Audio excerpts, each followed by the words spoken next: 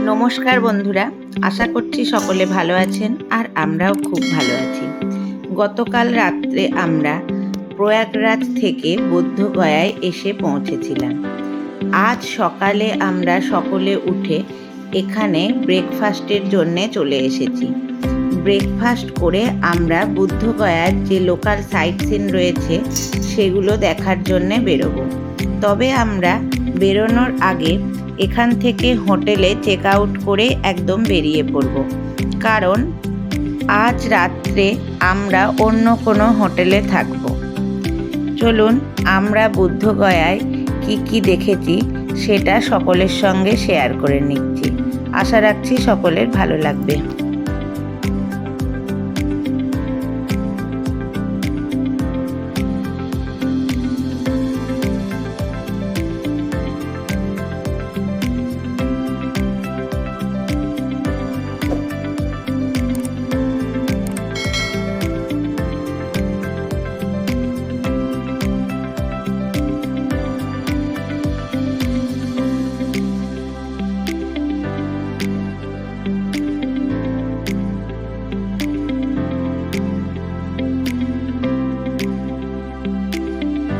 Hotel থেকে বেরিয়ে আমরা আমাদের লাগেজপত্র সব গাড়িতে তুলে দিয়েছি।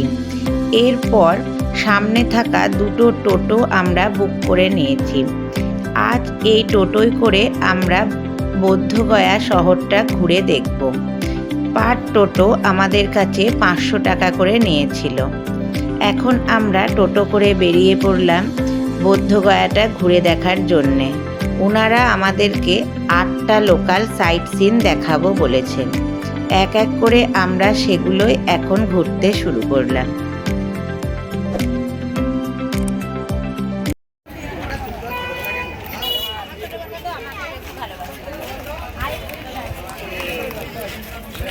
কর্মা টেম্পল। এখন আমরা যাচ্ছি বুদ্ধগয়ার কর্মা টেম্পল দর্শন করতে।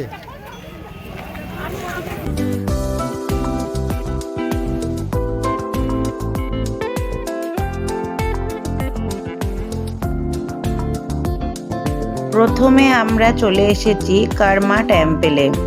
এখানে এসে দেখলাম বেশ ভালোই ভিড় রয়েছে। এই টেম্পলের ভেতরটা এত সুন্দরভাবে সাজানো গোছানো ছিল যে দেখে আমাদের চোখ জুড়িয়ে গেল।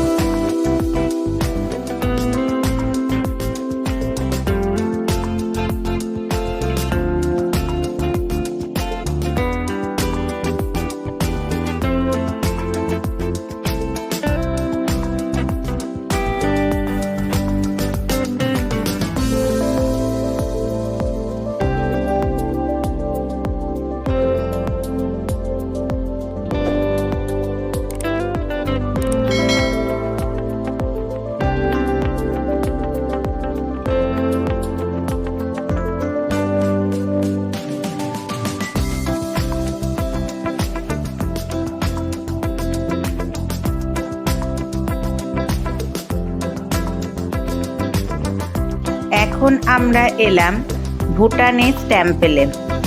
এখানের ভেতরের পরিবেশটা খুবই শান্ত এবং স্নিগ্ধ। ভিড়ও খুব বেশি ছিল না।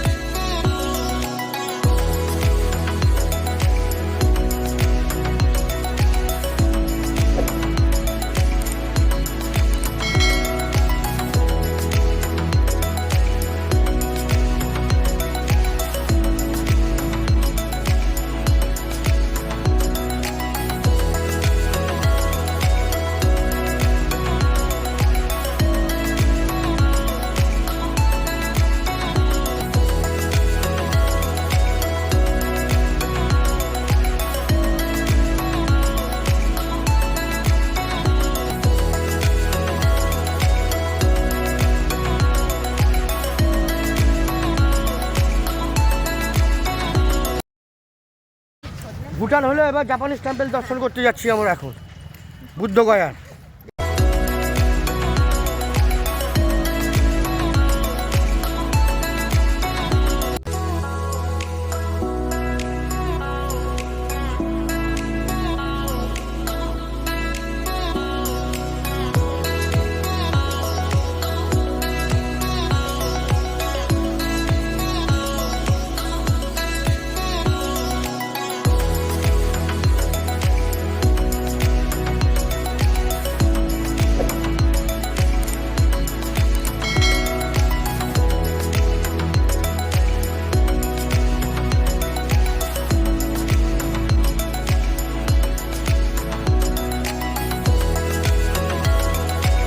আমরা এখন চলে এসেছি বুদ্ধগয়ার যে মূর্তিটির সামনে, সেটি হলো ৮০ ফুট উচ্চতা বিশিষ্ট একটি বুদ্ধ মূর্তি।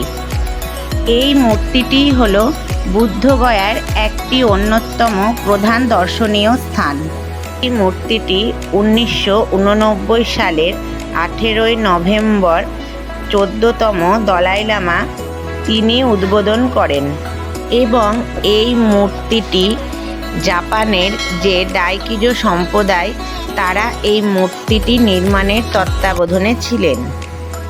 কথিত আছে বুদ্ধদেব ৮০ বছর বেঁচে ছিলেন, তাই এই মূর্তিটি ৮০ ফুট উচ্চতার এবং এই মূর্তির আশেপাশে রয়েছে বুদ্ধদেবের আরও ১০ জন প্রিয় শিষ্যদের মূর্তি।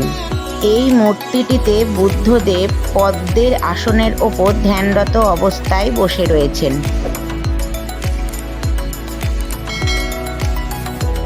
বেশ কিছুক্ষণ ঘোরাঘুরি করার পর আমরা সকলে এখন কিছু টুকটাক খাওয়া দাওয়া করে নেব।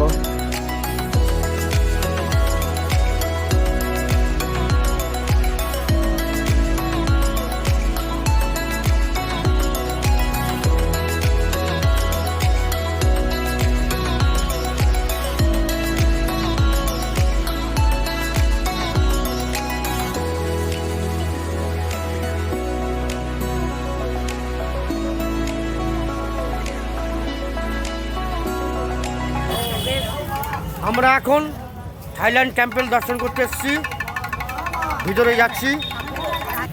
আচ্ছা, ঠিক আছে। चेंज भी लेना चाहते 150 का। हेलो बा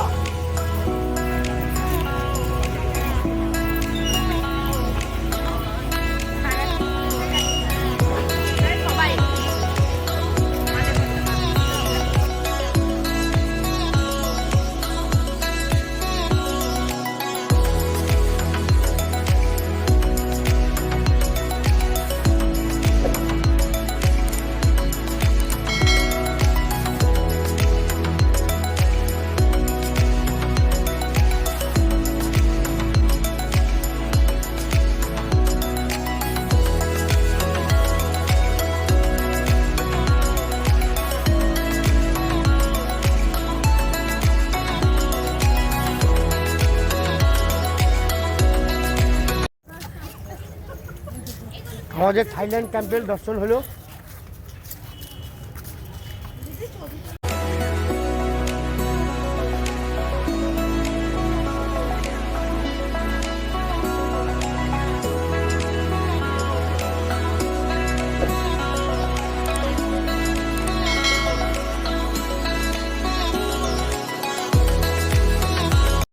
এই এখন চায়না চলে এলাম, চায়না। থাইল্যান্ড যাওয়ার পরই চায়না চলে এলাম, প্লেনের আগে যাচ্ছি আমরা এখন। এই এত তাড়াতাড়ি প্লেনেও যায় না, এক্ষুনি থাইল্যান্ড ঘুরালাম, এক্ষুনি চায়না, তার আগে জাপান।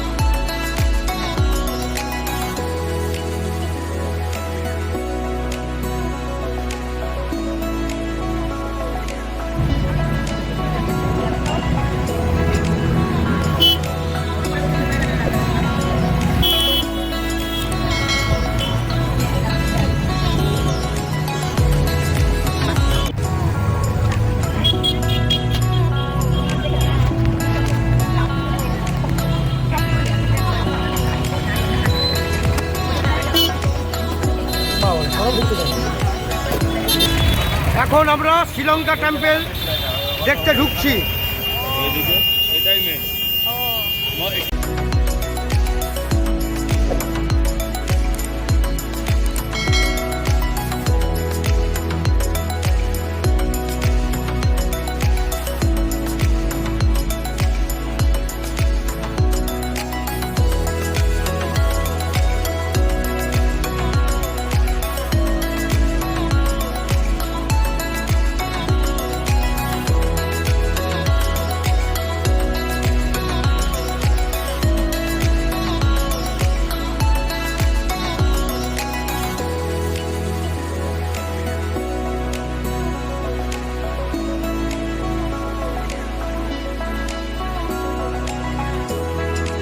এতক্ষণ আমরা বৌদ্ধগয়ার লোকাল সাইট সিনে যে সমস্ত মোনাস্ট্রিগুলো দেখলাম, সেগুলো সাধারণত সকাল 8টা থেকে দুপুর 12টা পর্যন্ত খোলা থাকে।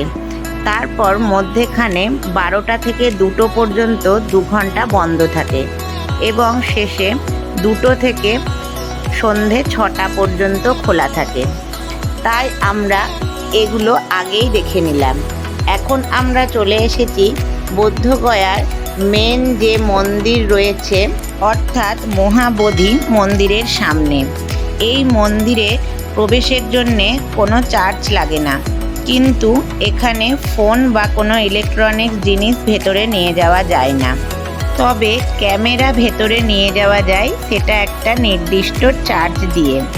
এই মন্দিরের ভেতরে পরিবেশ খুব সুন্দর।